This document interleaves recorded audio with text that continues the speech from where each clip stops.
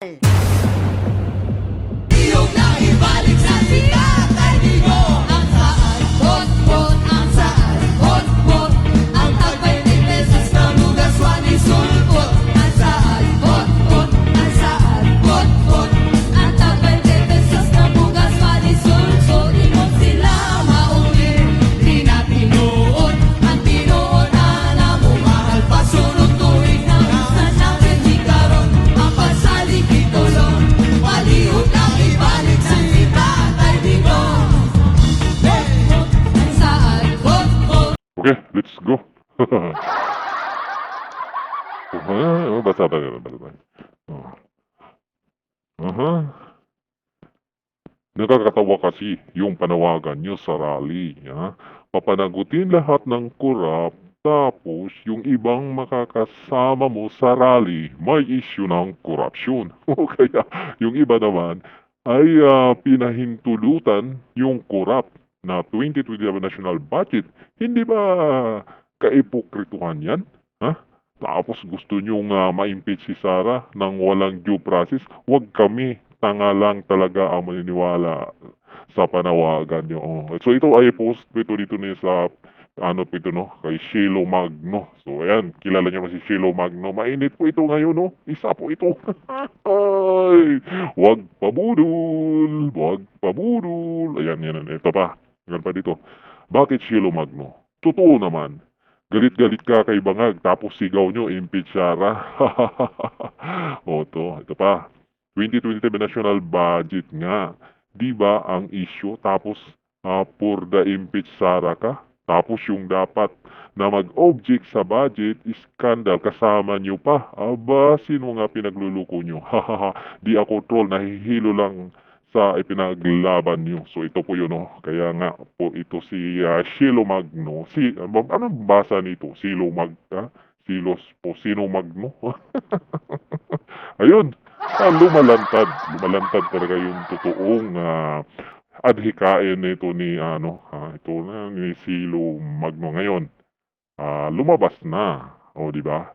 Kaya ito po kasi ang ano po nila dito, ito po yung mga panawagan nila. Ngayong rally nila ngayon January 31, no? Yung rally nila ngayon, huwag po kayong pumunta dahil budol yan, ha?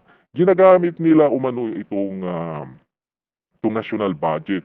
Kunwari ganun. Pero ang pinakapanawagan talaga nila impeach Sara. Sino ba yung nagpo-push na i-impeach si BP Sara? Ha? Di ba yung mga makakaliwa sila ni Trillanes? Ganito lang yan ha. Sa likod pong lahat yan, di ba? Hindi naman makapurma yung mga makakaliwa dyan sa Congress kung wala yung pahintulot ng speaker ng, di ba? So, paano nakapasok si Trillanes dyan sa Congress? Nung hearing, nakapag-present na dokumento na hindi malang nila binirify kung totoo o na-present nila. Tapos, di ba? I-deny ng AMLAC. Di ba dapat contempt yun? O paano nakapag-present na lang sila basta-basta ng mga dokumento dyan sa mga hearing dyan na hindi naman verified? Kaya ang nasa likod nito ni Shiloh Magno, alam na dis, di ba? Alam na dis. Sino kasama nila dito? Pabalita ko, papunta din si Trillanes. Mga kaliwa. Yung mga kakaliwa ang kasama nila. Itong mga pare, mga dilawan.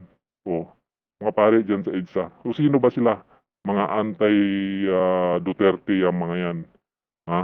Kaya kayo, huwag kayong magpabudol dahil itong budol. Kunwari sila galit sa national budget tong binubuking nila ni President Duterte. Ngayon, sumasakay sila. So, anong ginagawa dito ni Raul Manuel? Sino pa yung nagsasalita dyan? Ha? Ano sabi? Talaga totoo, blanco, may blanco. Pero sumasakay lang sa issue itong mga makakaliwa na ito, no? Ito, pero wala, hindi po talaga sila totoong para sa bayan ito. Kaya wag magpabudol. Ito pa yan. So ito po yung ano nila sa kunwari panawagan nila, no?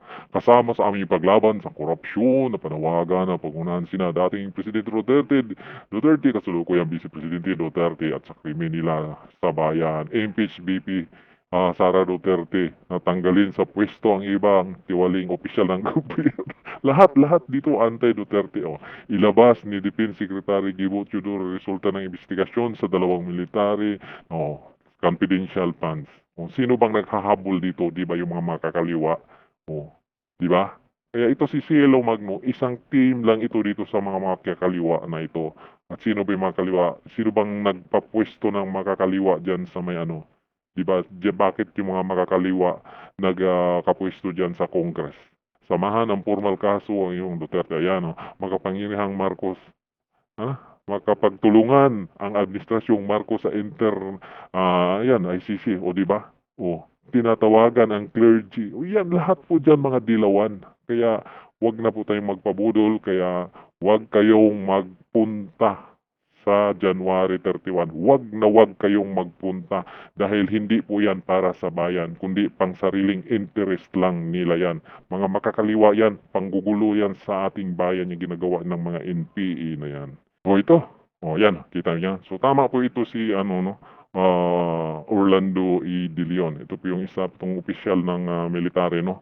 Penklawan and Communist Terrorist Logic. Attention, Cielo Magno. Marcos signed a corrupt 2025 GAB.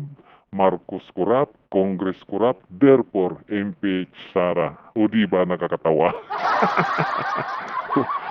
Alam nyo ba, sino ba ang pinagmumula nitong di ba, diyan sa Congress, ang pinagsisimula nitong nakawan nitong bansa natin. Mula pa noong nakaraang taon, sinabi na ito ni BP Sara na 2 tao lang ang may hawak sa pundo ng Pilipinas.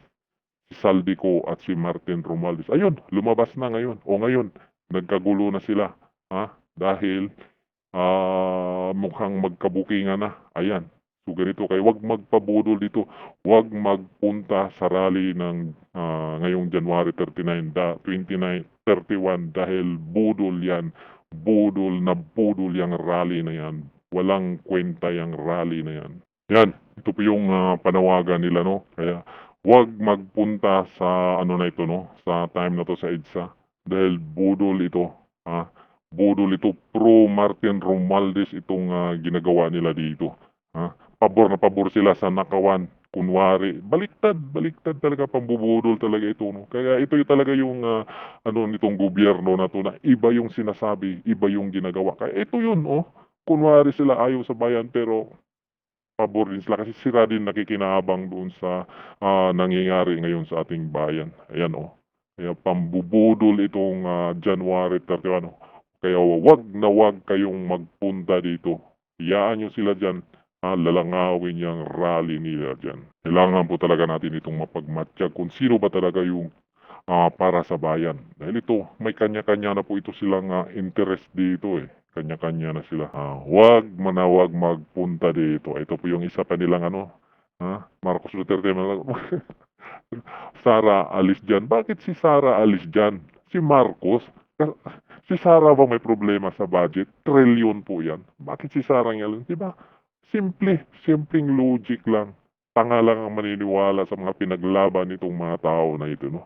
Boses ng Pilipino, konsyerto ng bayan, clergy, yung mga clergy na yan, makakaliwa yung inang yan.